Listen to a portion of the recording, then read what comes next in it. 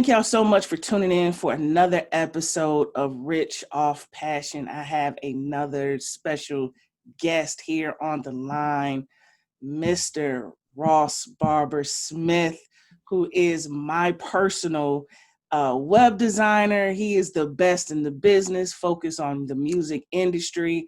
We're going to get into why I say he's the best in the business, but let's just go ahead and get right into it. So with that being said, let's welcome Ross Barber-Smith. Thank you so much Hey, thanks for for having joining me me. today. Yeah, thanks for having me, and thanks for saying such nice things. And we're not even a minute in, and you're already Man, making me blush. So you already know how I feel about you. I You know, I already know. know. I gotta let the people know. So you're in the UK, right? What part of the Yeah. UK? So What I'm part? I'm in Scotland. Okay. Yeah. Some people get confused with the accent. They sometimes think I'm Irish. They sometimes think I'm Australian. I can confirm I am from Scotland, and that's Nice. where I am right now as well. Cool. And it's late for you, right? Right now, like as far as time, 3:30 in the afternoon. it's Yeah. in the afternoon. Okay. See, it's morning for me, and I got my little tea right here, so I don't sound like I just I'm woke drinking up. tea too. I know on your previous interview with Patrice, you were both drinking coffee. Yes. But yeah, I switched to tea kind of halfway through the day. Yep. Otherwise, I'm just Be up up all all night day. thinking about everything. It's like, oh, have I answered all my emails? Do I have more emails? Yep. Yeah, so Now, yeah, see, coffee this after two. this is something to get started. Like coffee wakes me up, but tea makes my Mhm. voice sound a little bit better. Well, your So, voice always sounds great. So oh well, thank you. whatever you're doing works. I appreciate it. But yeah, the tea gets me right for these conversations. So you were born and raised in Scotland? Yes. Yep. Okay, cool. Right now, so like I mentioned earlier, you a web designer, focus on the music industry, and you're in the UK. Let's talk about how you and I met. And I want to also know, like, out of the percentage of your clientele, how many are where you're at in your country versus the US? Okay. So you and I met. How I meet, I would say, quite a lot of my clients, which is through social media. Mm-hmm. I think in our case, it was through Twitter chats. Yep. And I think you were tweeting some stuff, and I was like, yeah, she knows what she's talking about. And I was tweeting some stuff, and you were like, yeah, I like what he's saying. So we just connected, and we just ended up talking. And I think one of us proposed a Skype meeting at Mm-hmm. some point, really just to connect and say hi. I don't think there was really any kind of particular agenda on Right. either sides. And we did then start working together. I can't remember exactly the order of these things, but I know that you and I worked on your baseline site. I think that probably was the first Yep. project we'd That was done the first together. one. And then from there, we worked on a few other things together. And that's a kind of similar scenario with a lot of my clients. I meet quite a lot of them through Twitter or through Instagram or Facebook. Often it'll be like an introduction from someone else. I find that that tends to be the biggest one. Mm-hmm. Sometimes it's just we end up following each other, or I like a few of their posts and I get involved in the conversation with them, and then they're like, oh hey, we've been talking for a while and I finally checked out what you do. I'm actually looking for a web designer. Let's talk. Yep. um, so yeah, that tends to be the kind of process that it goes. And as for the question about where my clients are located, I would say 60% are probably US, Oh and wow. then Okay. maybe 20 to 30% are in the UK, but probably more so like London kind of area rather than up here. And then the other 10%, did I do my math? I can't remember if this adds up, but the rest of them are kind of scattered throughout, like Canada, Australia, maybe a few other places in Europe. But yeah, I'd say US and UK are the majority, with the US definitely being the main one. And then, yeah, scattered throughout the world. Nice. 60%. I thought it was gonna be more. I thought you were gonna say like 70, Do 80% you or something. know, it might be, I mean, because it's something that I do It get asked, and I, fluctuates. I sort of think, maybe I should actually sit and work out, maybe do a pie chart or something, but then I just think I've got other stuff to do. It's like it Yeah. would be quite nice to know. It Right. might be as much as that, but Mm. I don't know. Certainly right now, I definitely feel that US is taking the lead. Cool. How long have you been doing web design? So I started when I was probably 12. My friend Danny and I, you've done some work with Danny as well. Yep. We're childhood friends. I've known her since the day she was born.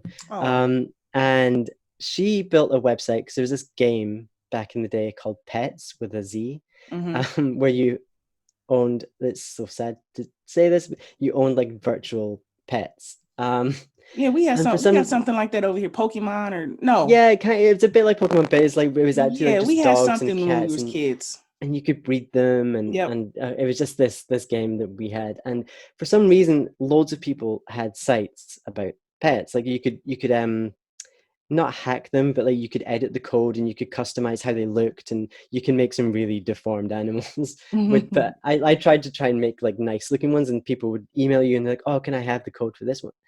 But anyway, she built a site for this, and I was like, well, if you've built a site, then I want to build a site, and I want to see if I can do a better one than you.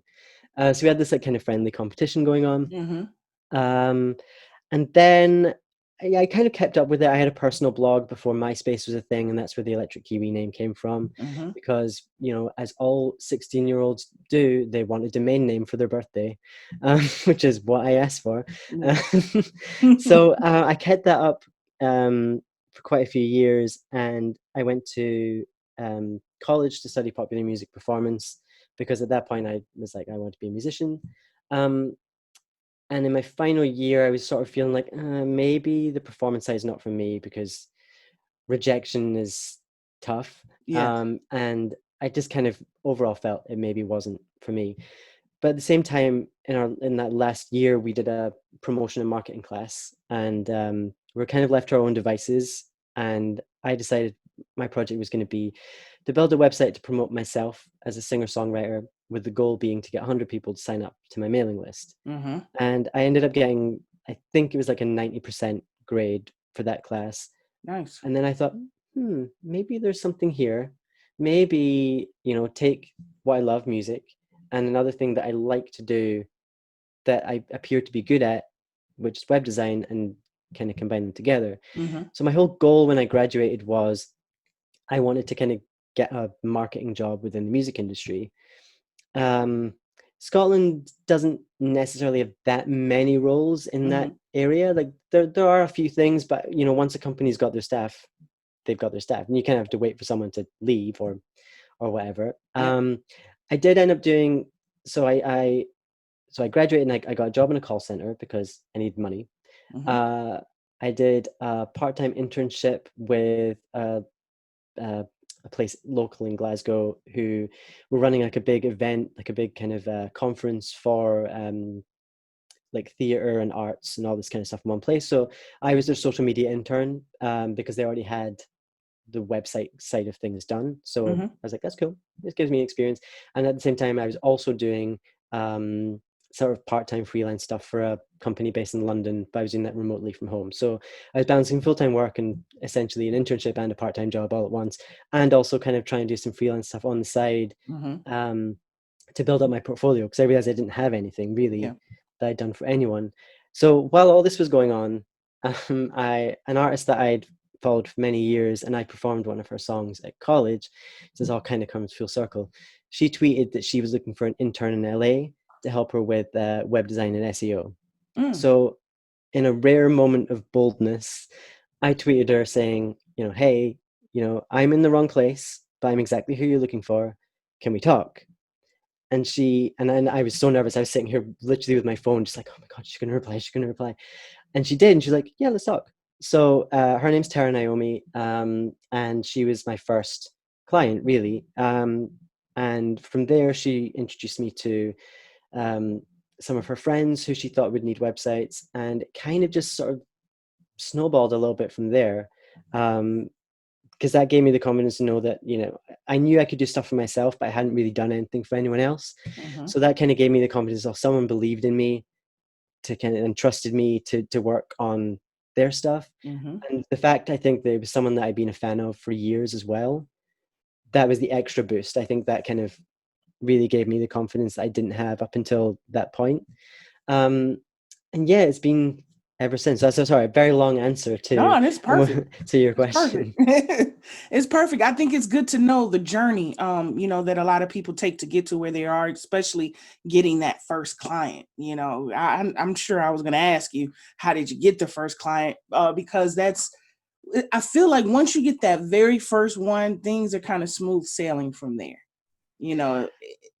I don't know about smooth, but definitely it helps. I think it's, for me, I know certainly in, let's say, maybe the first kind of few months, particularly after I decided to leave my job, because after the call center, I did move to a digital marketing agency who specialize in hotels. Mm-hmm. So that kind of gave me a lot of experience of working in the agency environment, and it gave me the stability. It was a steady income while I also did freelance stuff on the side. Okay. But I guess, like, yeah, the 6 months after leaving that, to decide to do my own thing full time, that was probably the scariest 6 months, because while I already had a few clients, I obviously needed more because I needed to pay all my bills with that Mm-hmm. work. Um, and I think in many ways I've been very lucky in that I never really had a period where I didn't have any work coming in. But there have been times when it's slowed down a little bit and I've been like, oh no, is this the end? Are there no more clients to come? But yeah, I think a lot of it comes down to the relationships, and Yep. this is kind of what I was alluding to when we kind of had our little pre-chat before. Mm-hmm.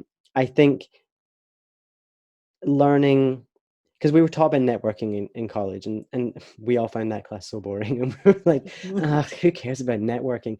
But really, it's the most important thing, and I wish I'd taken that part a bit more seriously then, because it really is so important. I think when I made that leap to do this full time, it was the relationships that I built up until that point and then continued to build after taking the leap that really sustained everything. Mm-hmm. And even now during the COVID-19 pandemic, I think it's the relationships that really helped sustain me through that as well, because a lot of the work that I was getting initially when the pandemic hit was from existing clients, Mm-hmm.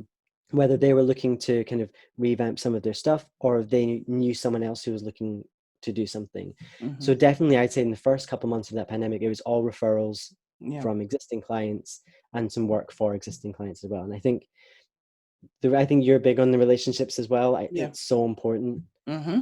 It's Mm-hmm. the thing I think everyone underestimates, but when it clicks, Yeah. that's, Right. there's no substitute for that. Right. And then just to have genuine relationships as well. I got to throw that in there because a lot of people will network just to get ahead in their career. Yeah, And it's like, no, it has to be a genuine relationship in order for it to make sense, because you and I, we talk all the time. And if I haven't heard from you, or I make sure I check in, what's going on, yeah, how are you doing, what you working on? I'm stressed, we have those conversations where, we can also connect and talk about our journey as an entrepreneur and what we're dealing with and crazy clients or even good clients, yeah, we have that. So there's that genuine connection and relationship. And I can't stress how important that is, because I just saw a tweet not too long ago where someone said, I wish I had it pulled up, but they talked about that. It was a real short tweet.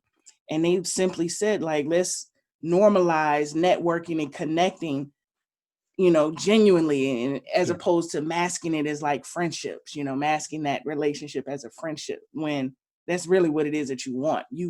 People are trying to build their career and then saying, oh, I really want a friend. But it's like, no, it's not. It doesn't work that way. Focus yeah. on the friendship, the relationship, and everything else will eventually fall into place. Yeah, That's and what I think. sometimes it's not an instant thing. Sometimes that can be six Yeah. months, 12 months, even 18 months down the line. You just don't know. And I think you have to go into everything for the right reasons. And I Right. think, go in it wanting to help other people out when you can. Yep. Don't expect anything in return. If you get anything in return, that's kind of a bonus Yep. in some ways. Exactly. But yeah, I just think it's so important. The relationships have certainly, for me, I would say, have been the biggest Mm-hmm. contributing factor to still being able to do this as my Yeah. my full-time gig. Yeah. For sure, for sure. Now you mentioned previously, real short, you said there was a point in time where it was slow and you're like, oh my God, is this the end? How often do you have those moments where you feel that way? Not necessarily how often do you have slow periods, because you know, working for yourself full time, we all know it happens. But how do you manage that feeling? Like, what do you feel it all the time, every time, or you say, oh, it'll pass? I mean, I think I'm getting better at recognizing when I'm feeling it. Mm-hmm.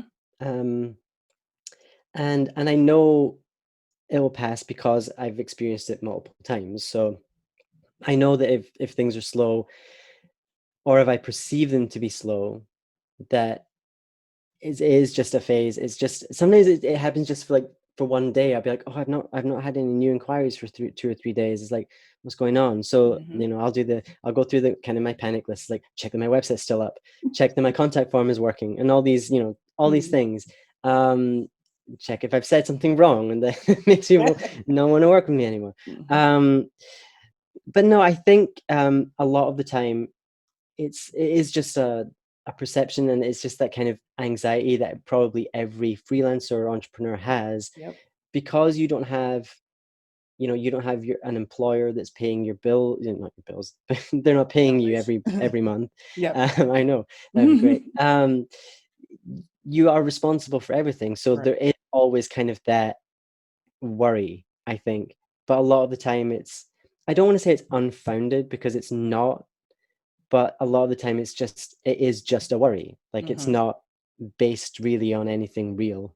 It's Mm-hmm. just it's always the what if, the Yeah. what if there are no clients this month? What if this client doesn't pay their invoice, or whatever it might be? But I think I just have to try and remind myself that, that feeling is temporary. Mm-hmm. And I know I'm a worrier anyway, so I Yeah. always like I'm just worrying over nothing.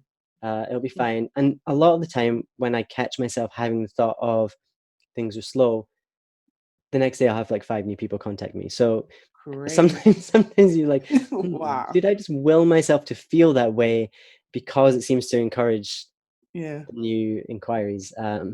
I don't know. It's just a coincidence. Yeah. That's amazing. That's amazing.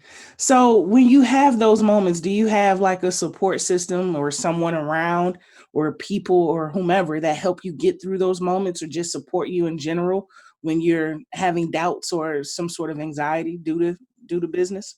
I mean, I think if it's a period that lasts longer than, a couple of hours, because generally it kind of passes because I'll get distracted by something else, because something urgent will happen, Yeah. or I'll be like, no, I can use this time better. Rather than worrying, why don't I just, you know, reach out to some people, that I've not worked with in a while, just see how they're doing, just try and find ways to kind of distract myself from that, because I know that it's all in my head for the Mm-hmm. most part.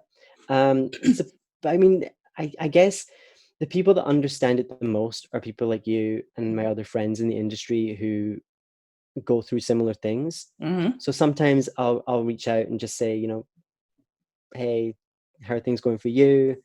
Having a bit of a slow day. And sometimes I'll just say, let's just catch up. Let's just have a chat, because Yeah.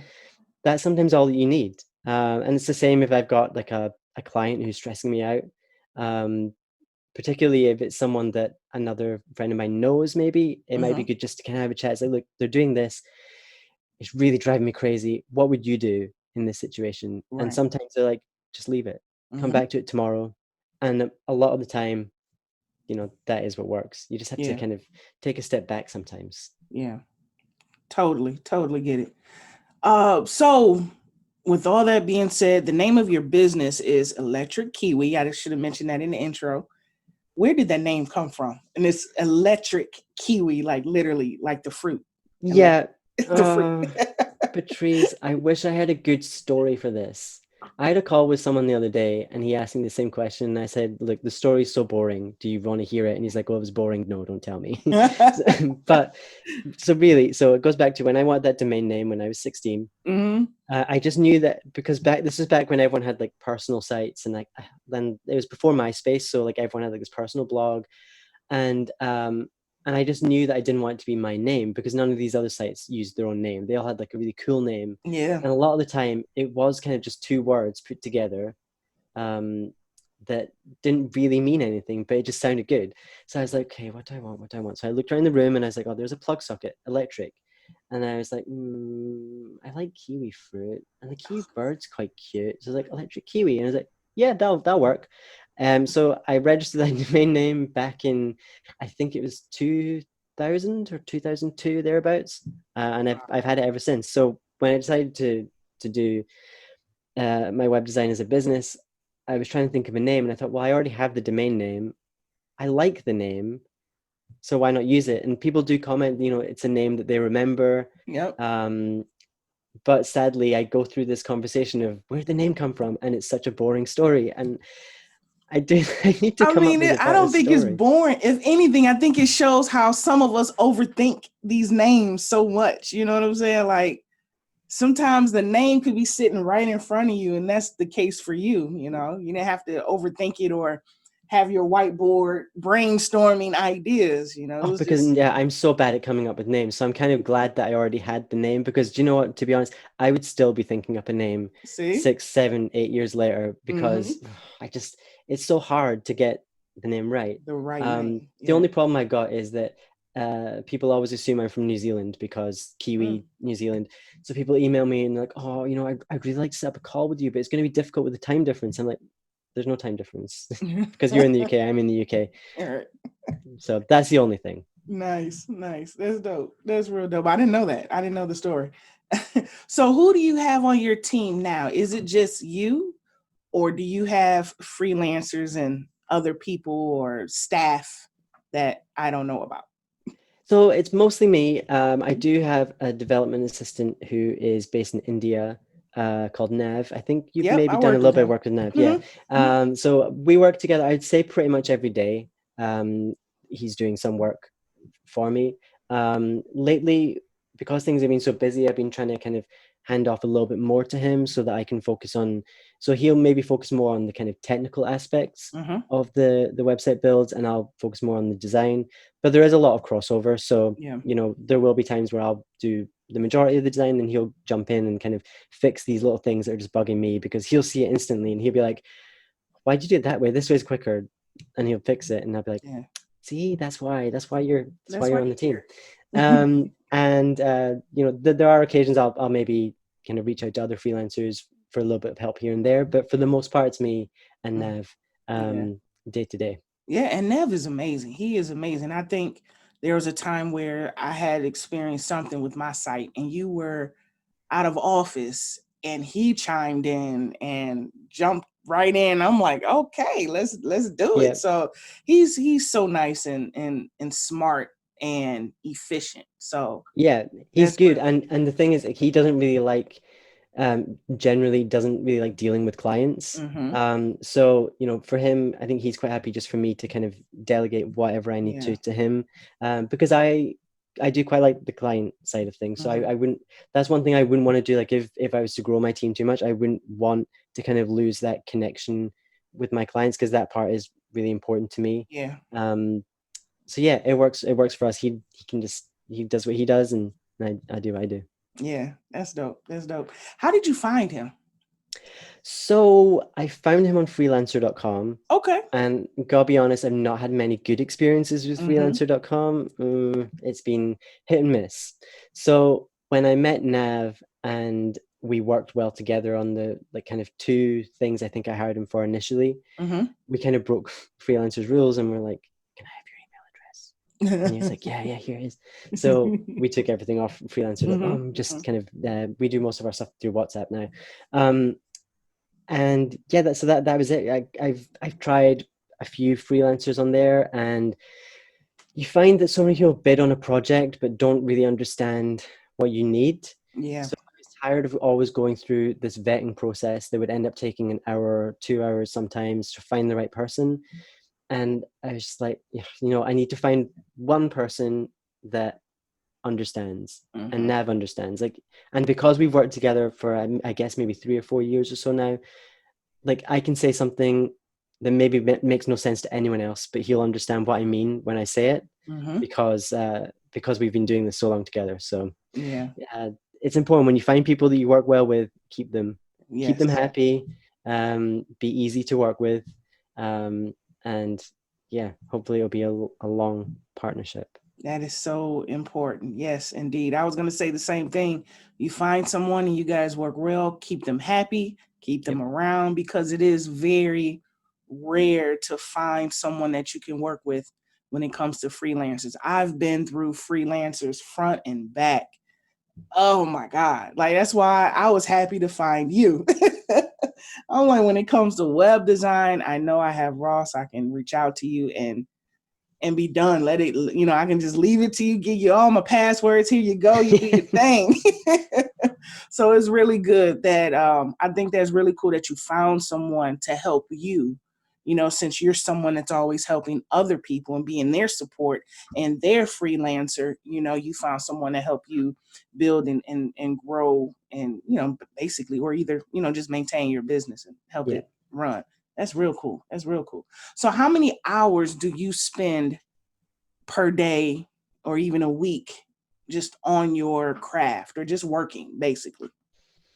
Like, do you I have a mean, 40-hour work week or no? so I would say generally I start my day around about 8 a.m. Mm-hmm. And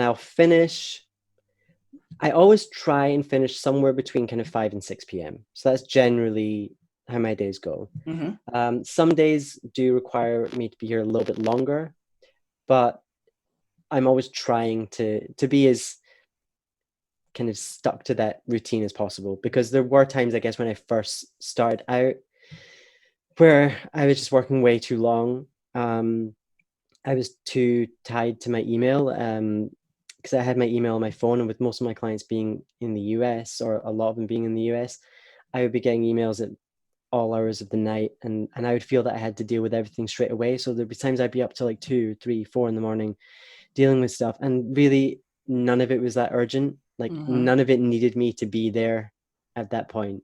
So I made the decision to take the email off my phone, because it's just too stressful. I need some way of keeping a routine and having some kind of boundaries, Mm-hmm. and I found that that's worked pretty well for me. There are a couple of clients who know how to reach me outside of email if they Mm-hmm. absolutely need to, but it's only because I trust that they will only do it if it's completely actually urgent. Yep. And thankfully it doesn't happen that often. So yeah, typical workday, sort of between 8 and 6, 8 and Yeah. 5. Okay. No Boundaries. weekends, no weekends, No unless I weekends. want to. If Okay. I'm working on something that I'm really excited about, or it does have a strict deadline, and I feel more comfortable working on a couple of hours on the weekend, then I will. But generally speaking, no. I needed to. I need some time to recharge and not be doing as much as I love doing what I do. I do need some time not doing it. Yeah, yeah. I think that is so important. You mentioned boundaries, having boundaries and setting those. That's something that I failed in the beginning, because I would work all day, all night, and it was exhausting. And like you said, you need time to yourself to recharge. And people also have to remind themselves too that you have a life outside of your work. I had to remind myself of that, like, every day. Like, you have a life, you have interests, you have things that you want to, pursue, or hobbies. And it's so important that you find that balance, because being all about work is so draining, Yeah, especially living now in a time. I don't know if it's like this where you're at, but here we have the whole culture of, don't sleep, like, work all day. You gotta hustle, you gotta grind. And people not realizing, like, you really working yourself to death, literally. yeah, Literally. So yeah. Yeah, I mean, that's kind of everywhere, but I do think, yeah, where you are, that's mhm. definitely a bigger kind of message that's kind of in your face all the time. And Yep. it's not, you don't need to be working all the time. Mhm. Um, you're more productive if you do take some time off, and Yep. you need to spend time being a person as well as just a business entity, you know? Exactly. Exactly. And you're still successful. You're still full time. You're still doing your thing. You're not out of business, Yeah. Exactly. You can take some time to yourself. Cool. How do you stay motivated? Um, because the music industry fluctuates quite a bit. In our pre-chat, I talked about what I'm dealing with. Like, how do you stay motivated and encouraged to keep going, especially during those times where it was slow? Yeah, I think the slow times are definitely the two times that kind of I find demotivating are, yeah, when it's a little bit slow, Mm-hmm. or if I'm dealing with like a project that's just been more than I anticipated. So like maybe a Mm-hmm. project that's kind of had technical problems, or a client's kind of changed their mind quite a lot. Mm-hmm. And it kind of feels like it's never going to end. Yep. Been there. Because we've all been, yeah, we've all been there. I think that they can sometimes be deflating, I guess, is like, because Yes. it makes me questions like, am I good at this? Yep. Do I, I don't know, that's the kind of the main thing that kind of pops into my head when that's kind of happening. And then, so to kind of pick myself back up, I'll sometimes sort of think, it's like, look, think back to when you started and kind of the stuff that you've done up to now.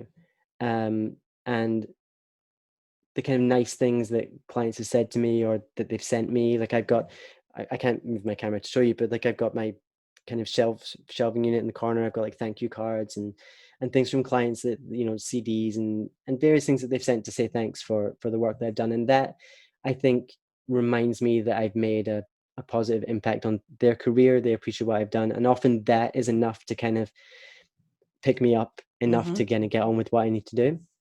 But I'd say thankfully, I know when I do have the sort of the down period, it's not very long, um, and it's not that bad for me because I feel like I almost always have enough to kind of work on to distract me from that Mm-hmm. or to help me kind of push past it.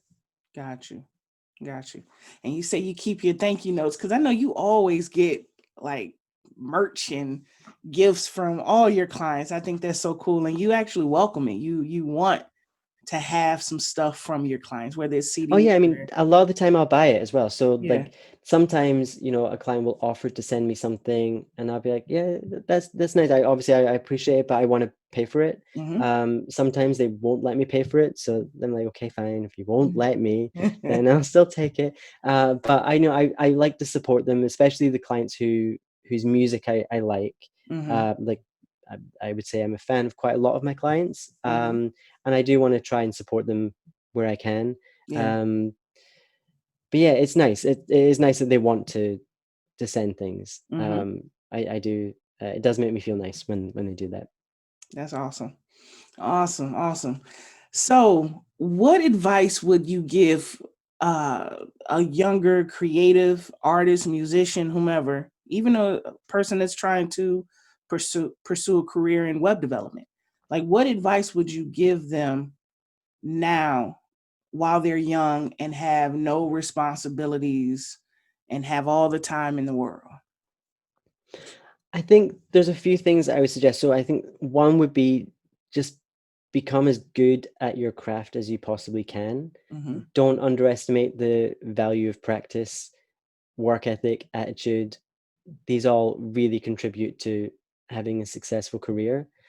And like we said, kind of scattered throughout this episode, the relationships, it's so important. It's people say it's all about who you know, and in some regards that's true, but it's not really about the status of the people that you know or how high up they are in the industry. It's just about working with people that you connect with, that you can add value to, um, and grow together. Like that's the big thing. I think have genuine connections with these people. Do go out of your way to help them. Be as I don't know, be open to sharing opportunities and connections with them.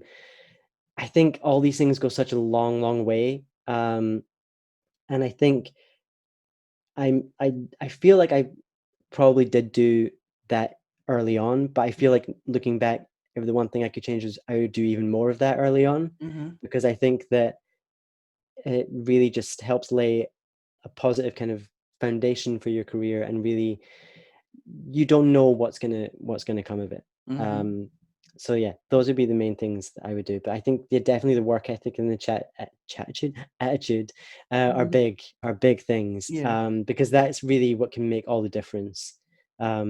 Because I think, you've said before, like, talent is great, but if you don't have the work ethic, it's kind of wasted talent. Yep. And I'm going to say it again on this episode. I said it in the very last one. I have a t-shirt that says, F talent, what's your work ethic like? Because it's so, I mean, that's the thing. We see it all the time. There's a lot of talent out here, but people don't work for it. Like you spend a lot of time on social media. I think that was so key. And I want to touch on that before we wrap up. You've built your business, most of it, on social media. I mean, from me, outsider looking in, it looked like social media was very important.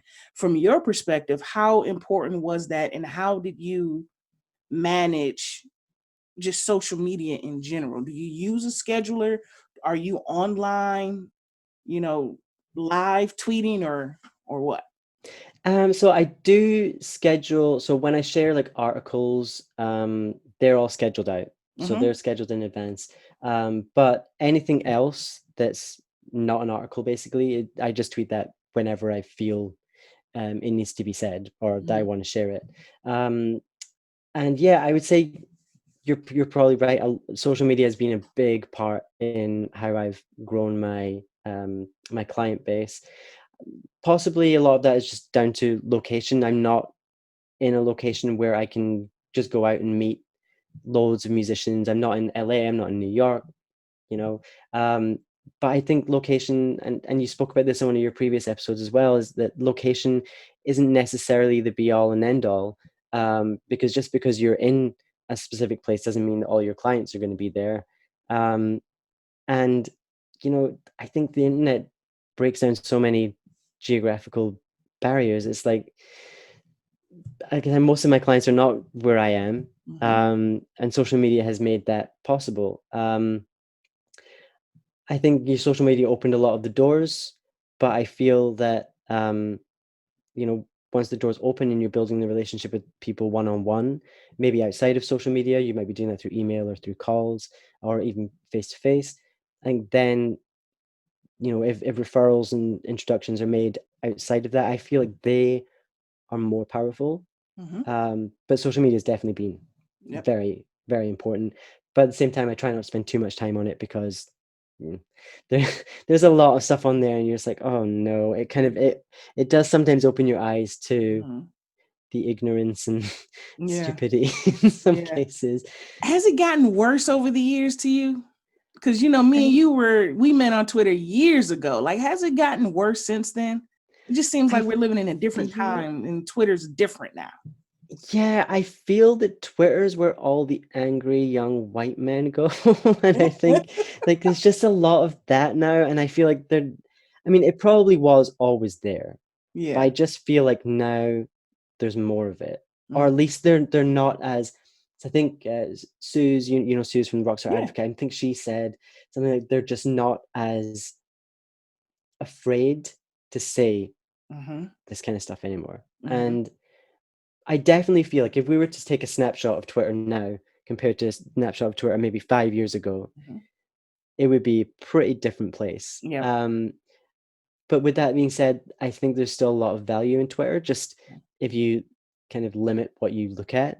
Right. So for me, Twitter lists have been really good to kind of, really just kind of stay in my lane. I guess I want to focus on, what musicians are doing and the music industry, rather than seeing everyone's tweets about all this other stuff. Right.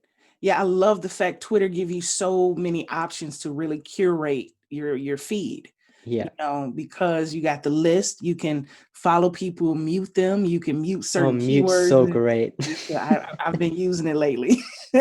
even if it's somebody that I like and I'm like, their tweets still make me feel away, I still mute them, But if I can go to their page to look if I want to see what they got going on. But yeah, I love the fact that they have all these different options, and then they just recently made it to where you can limit who comments on your or replies to your tweet.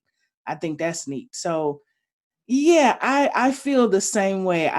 Every day I struggle like, man, should I stay on Twitter or shouldn't I? Because I'm still stuck in the Twitter of the past and hoping Mhm. that it comes back to that, where there's community engagement with like-minded people. Like everything isn't so political, you know.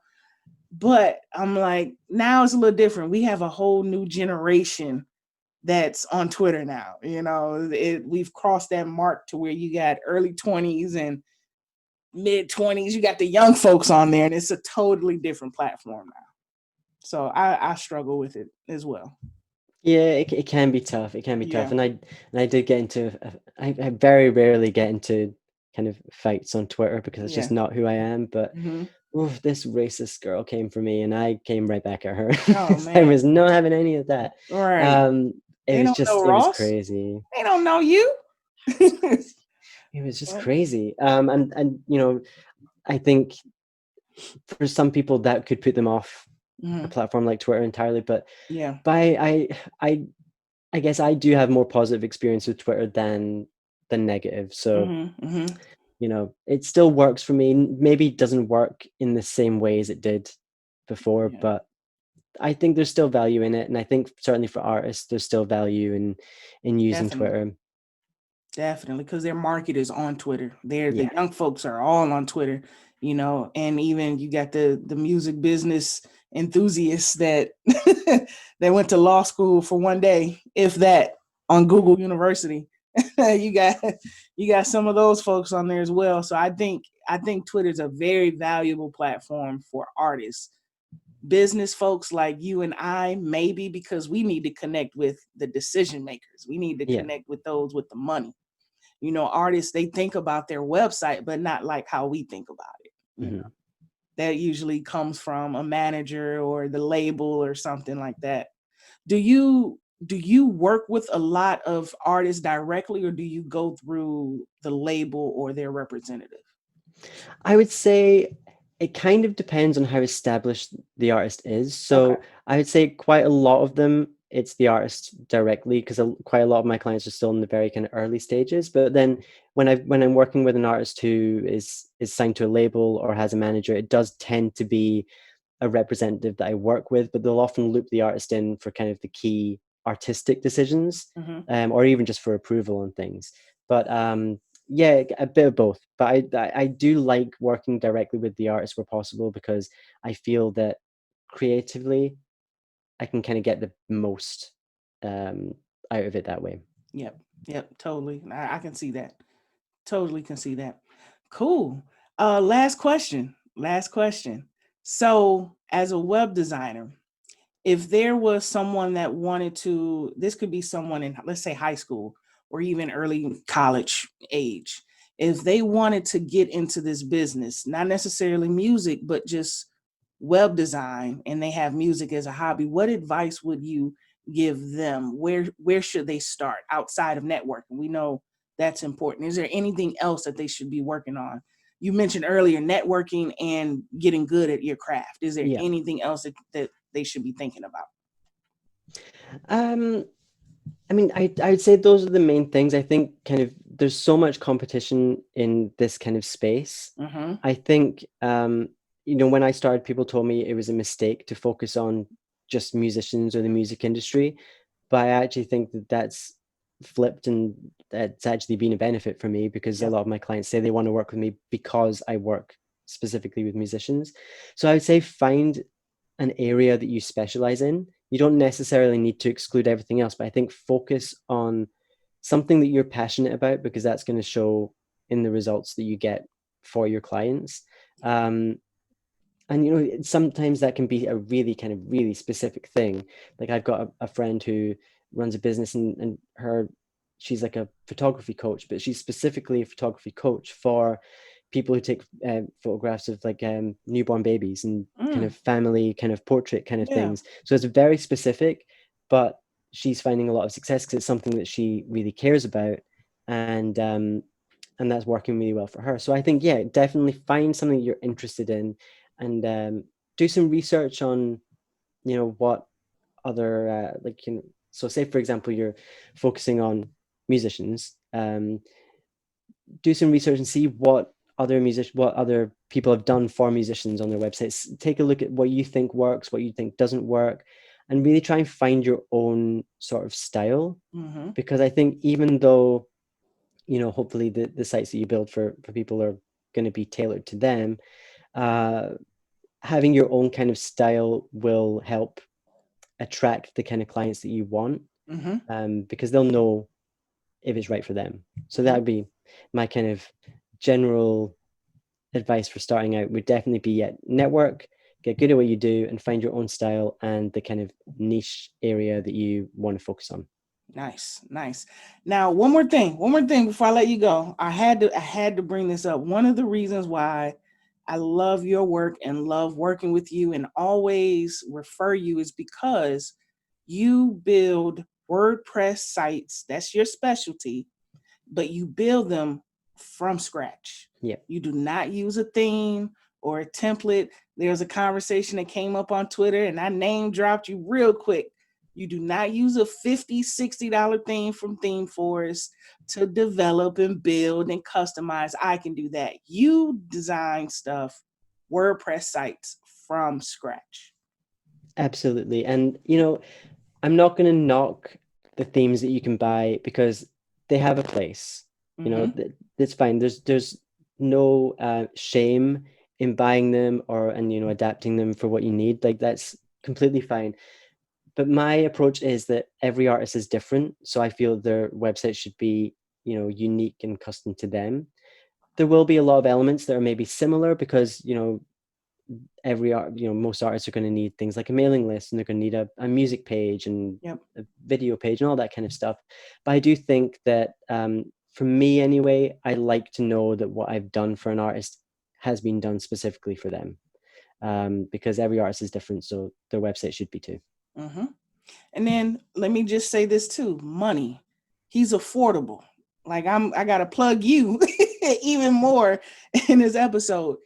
Your rates are affordable. What you charge is it's close to what people are charging with these things, and that's what ticks me off because I'm like they need to be charging way less. Yeah, I know, and Yeah. I know the tweet that you're talking Yep. about now. Yeah, that person charged more than I would charge for a custom build, and that kind of stuff does annoy me. Of course, that Yep. annoys me, but I then have to remind myself, it's like, yeah, but why am I charging what I'm charging to the clients that I'm working with? Mm-hmm. And it's really because I don't want to be, charging more than a lot of them can afford, because I enjoy working with them. Like, that's the thing, is like, I want to continue working with artists, so I Mm-hmm. have to kind of bear in mind what their budgets are. Mm-hmm. um, and I found ways to make that work for me, by just kind of finding ways of getting faster at what I'm doing and streamlining my process. And that's just all stuff that I've learned